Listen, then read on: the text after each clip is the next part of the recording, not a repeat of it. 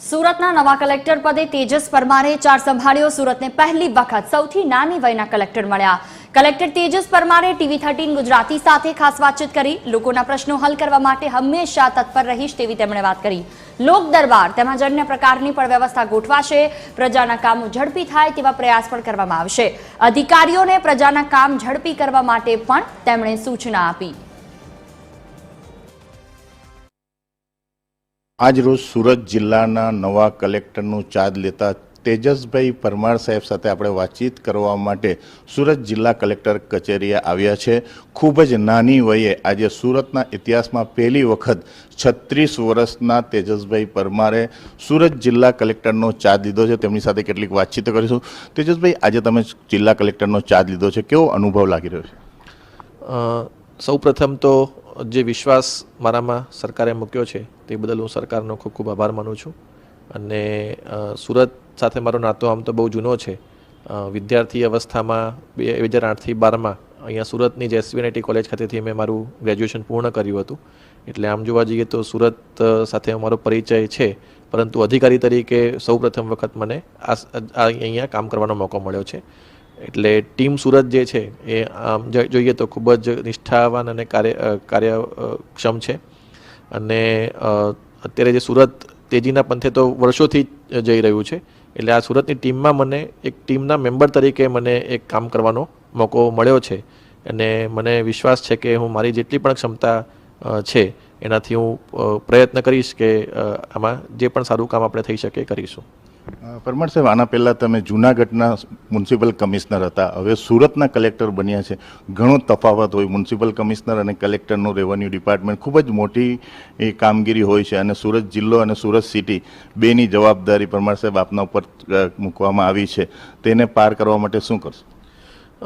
આમ તો સરકારમાં અલગ અલગ વિભાગોમાં કામ કરવાનો મોકો મળ્યો છે। એટલે રૂરલ ડેવલપમેન્ટ હોય કે એનર્જી ડિપાર્ટમેન્ટ હોય, અર્બન ડિપાર્ટમેન્ટમાં પણ મેં અગાઉ કામ કર્યું છે। અને દરેક વિભાગના અને દરેક જગ્યાના અલગ અલગ પ્રશ્નો હોય છે, પણ જે મૂળ સિદ્ધાંત છે કે જે નાનામાં નાનો અરજદાર છે એની વાત સાંભળીએ અને જે નિયમ અનુસાર કામ થઈ શકતું હોય અને ઝડપી થઈ શકતું હોય તો આપણે કરીએ। તો કોઈ પણ ક્ષેત્ર હોય તો આપણે કામ કરી શકીએ। સુરત સિટી જે આમ તો કમિશનર સાહેબના અંતર્ગત સિટીની બધી બાબતો આવતી હોય છે, પણ જ્યાં પણ સુરત ગ્રામ્ય વિસ્તાર હોય કે સિટી વિસ્તાર હોય, જ્યાં પણ સંકલનથી કામ કરવાનું હશે તો ચોક્કસ બધાના સિનિયર ઓફિસરના માર્ગદર્શનથી અમે કામ કરીશું।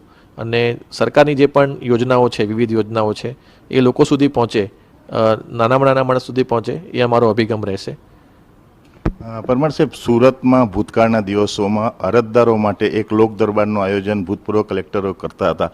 છેલ્લા કેટલાક વર્ષોથી તેને બંધ કરવામાં આવ્યું છે। અરજદારોને ઘણી તકલીફો પડતી હોય છે, કોઈ પણ રેવન્યુનું કામ હોય કે કંઈ પણ કામ હોય, પરંતુ તેઓના કામો નથી થતા। તમારા આવ્યા પછી એનો કોઈ ચેન્જીસ કરશો? ખૂબ જ સારું સૂચન છે। એટલે આ પ્રમાણે જે અગાઉનું આપે કીધું એ મોડેલ કયા પ્રકારનું હતું એનો ચોક્કસ અમે અભ્યાસ કરીશું। અને મેં કીધું એમ કે ફક્ત લોક દરબાર નહીં, પરંતુ અરજદારોને મુશ્કેલી ના પડે અને એનું કામ ઝડપથી થાય એ માટે સરકાર પણ ખૂબ જ પ્રયત્નશીલ છે। હું આપના માધ્યમથી કહેવા માગું છું કે જે દાખલા લેવા માટે આપણે અત્યારે જનસેવા કેન્દ્રમાં જતા હોઈએ છીએ, તો સરકારે તાજેતરમાં જ એક સુગમ ગુજરાત તરીકે એક એપ્લિકેશન પણ લોન્ચ કરી છે। અને એમાં ફક્ત એવું નથી કે એપ્લિકેશન જ ઓનલાઈન થશે, એપ્લિકેશન ઓનલાઈન કર્યા પછી એનું જે સર્ટિફિકેટ મળશે એ પણ તમને ઘરે બેઠા મળી શકે છે। એટલે આવી ઘણી બધી યોજનાઓ સરકાર તરફથી પણ થઈ રહી છે। અને આમાં સરકારની જે પણ અમને માર્ગદર્શન મળશે એ પ્રમાણે આપણે અલગ અલગ પ્રકારના આપણા જે પ્રકલ્પો છે એના માધ્યમથી નાનામાં નાના અરજદારને એનું કામ ઝડપથી થાય એ માટેના પ્રયત્નો ચોક્કસ કરીશું। અને સૂચન સારું છે, એ પણ આપણે એનો અભ્યાસ કરીને આગળ એમાં ચોક્કસ જોઈશું। સુરત શહેર તેમજ જિલ્લાઓની જનતાને તમારા તરફથી શું સંદેશો આપવા માંગો છો? મારો સંદેશો એ જ છે કે સુરતમાં અત્યાર સુધી પણ ખૂબ જ સારું કામ થયું છે। ટીમ વર્ક તરીકે અહીંયા કામ થાય છે।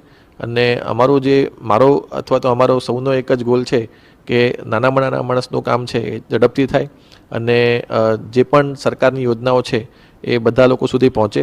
લોકોને પણ મારી અપીલ છે કે સરકાર ઘણી બધી યોજનાઓ લાવી રહી છે અને એનો લાભ મેળવવા માટે તમે સતત મતલબ અમારી જે વેબસાઇટ છે અથવા તો સરકારની જે ઓફિશિયલ જે વેબસાઇટ છે એને જોતા રહો અને એમાંથી કોઈ પણ વ્યક્તિ આપણી સરકારી યોજનાથી વંચિત ન રહી જાય. આપની આજુબાજુમાં પણ કોઈ એવા વ્યક્તિ હોય કે જેને સરકારની યોજનાનો લાભ મેળવવાનો થતો હોય તો આપણે એમને પણ મદદ કરીએ અને એમાં તંત્ર પણ પૂરેપૂરી મદદ કરશે એની હું ખાતરી આપું છું. આ હતા સુરતના નવા કલેક્ટર તેજસભાઈ પરમાર. તેમનું કહેવું છે કે પ્રજાના હિતમાં કોઈ પણ કામ હશે તો એની ટાઈમ કલેક્ટર કચેરીના દરબાર ખુલ્લા છે અને પ્રજાહિત કામ કરવા માટે તેમનો તંત્ર પણ 24 કલાક ઊભો છે. કેમેરામેન જયેશ મિસ્ત્રી સાથે વહાબ બેલીમ, સુરત, TV13.